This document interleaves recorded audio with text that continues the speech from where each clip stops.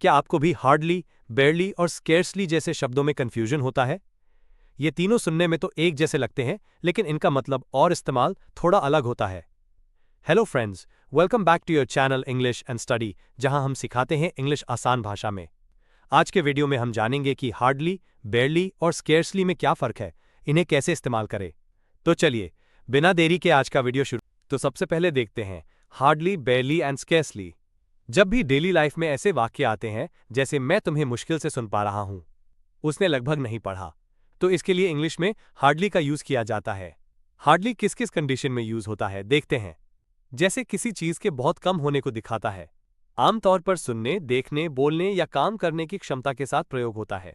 बहुत ही सामान्य और बोलचाल का शब्द है, जैसे मैं तुम्हें मुश्किल से सुन पा रहा हूं। I can hardly here you. उसने लगभग नहीं पढ़ा। ही हार्डली स्टडीड। डेली लाइफ में हम और भी ऐसे सेंटेंस बोलते हैं, जैसे वो मुश्किल से पास हुआ, हम मुश्किल से समय पर पहुंचे।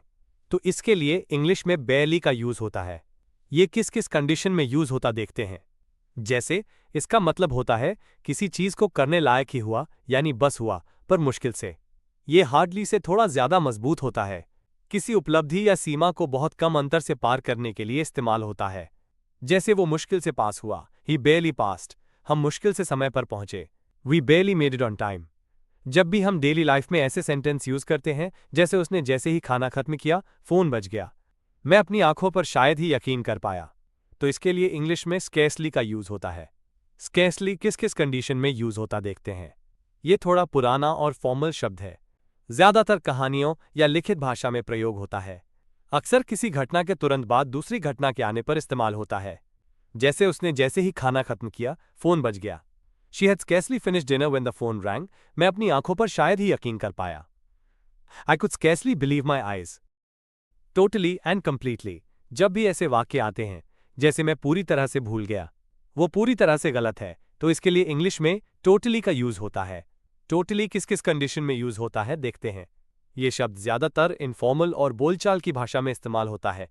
ये किसी बात पर भावना या जोर देने के लिए होता है।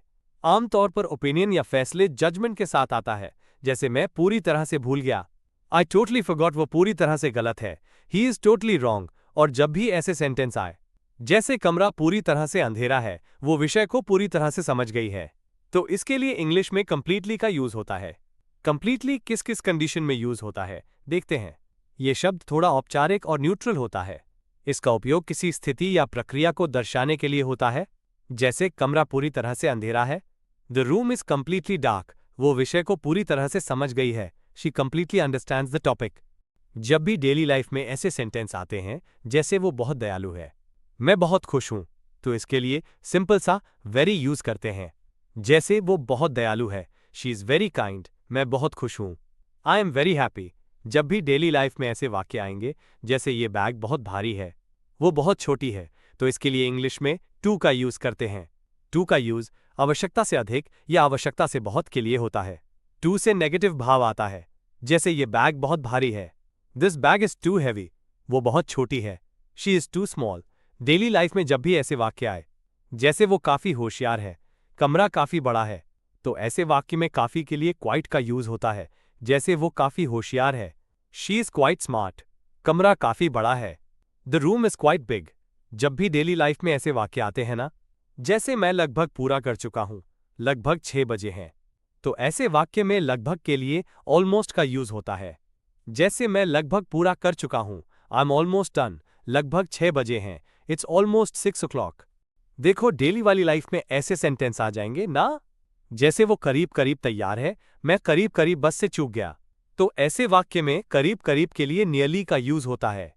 जैसे वो करीब करीब तैयार है, ही इज नियरली रेडी, मैं करीब करीब बस से चूक गया, I nearly miss the bus. Daily life में जब भी हम ऐसे वाक्य को यूज करते हैं, जैसे मेरे पास पर्याप्त पैसे हैं, हमारे पास पर्याप्त समय है, तो ऐसे वाक्यों में पर्याप्त के लिए इनफ का यूज होता है। जैसे मेरे पास पर्याप्त पैसे हैं, आई हैव इनफ मनी, हमारे पास पर्याप्त समय है, वी हैव इनफ टाइम। जब भी ऐसे वाक्य आपको देखने को मिले, जैसे मैं बस अभी आया हूं, मुझे केवल पानी चाहिए, तो ऐसे वाक्यों में बस या केवल के लिए जस्ट का यूज करते हैं। जैसे मैं बस अभी आया हूं, आई जस्ट केम, मुझे केवल पानी चाहिए, आई जस्ट नीड वाटर, जब भी ऐसे वाक्य आपको देखने को मिले, जैसे मैं इतना खुश हूं, वो इतनी प्यारी है, तो यहां पर इतना के लिए सो का यूज होता है। जैसे मैं इतना खुश हूं, आई एम सो हैप्पी, वो इतनी प्यारी है, शी इज सो क्यूट। जब भी डेली लाइफ में से वाक्य आए जैसे वो पूरी तरह सच है, मैं बिल्कुल निश्चित हूं, तो ऐसे वाक्य में पूरी तरह या बिल्कुल के लिए एब्सोल्युटली का यूज होता है। जैसे वो पूरी तरह सच है, दैट इज एब्सोल्युटली ट्रू, मैं बिल्कुल निश्चित हूं, आई एम एब्सोल्युटली श्योर। जब भी डेली लाइफ में ऐसे वाक्य आते हैं, जैसे आज बहुत ज्यादा ठंड है, वो बहुत सुंदर है, तो ऐसे वाक्यों में बहुत या बहुत ज्यादा के लिए एक्सट्रीमली का यूज होता है। जैसे आज बहुत ज्यादा ठंड है, it is extremely cold today, वो बहुत सुंदर है, शी इज एक्सट्रीमली ब्यूटिफुल। जब भी रोज के जीवन में ऐसे वाक्य आते हैं, जैसे मुझे गहराई से खेद है, वो उससे गहराई से प्यार करता है, तो ऐसे वाक्यों में गहराई के लिए डीपली का यूज होता है। जैसे मुझे गहराई से खेद है, आई एम डीपली सॉरी, वो उससे गहराई से प्यार करता है, ही डीपली लव्स हर। जब भी ऐसे वाक्य आपको कहीं देखने को मिले, जैसे मैं ईमानदारी में दृढ़ता से विश्वास करता हूं, उसने जोर से मना कर दिया, तो ऐसे वाक्य में दृढ़ता या जोर देने के लिए स्ट्रांगली का यूज करते हैं। जैसे मैं ईमानदारी में दृढ़ता से विश्वास करता हूं, I strongly believe in honesty, उसने जोर से मना कर दिया, she strongly refused.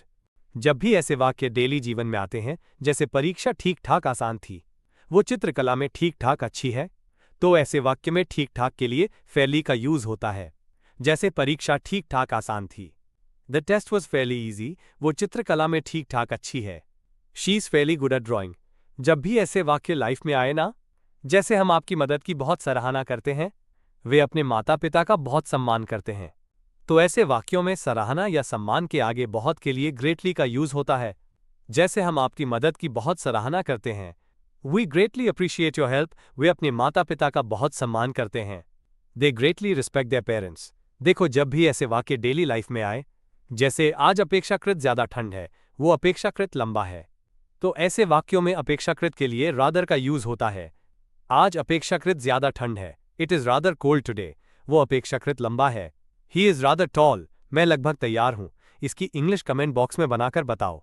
Present tense में फ्यूचर टेंस के सेंटेंसेस के वीडियो क्लास की लिंक इस वीडियो के डिस्क्रिप्शन बॉक्स में है। इस वीडियो के बाद वो वीडियो जरूर देखना, बहुत ही अच्छी इंग्लिश की एडवांस क्लास है। अब ये क्लास यहीं समाप्त होती है। यदि इस क्लास में आपको कोई कंफ्यूजन हो या मन में कोई क्वेश्चन हो, तो कमेंट बॉक्स में कमेंट करें। Please like, subscribe and share.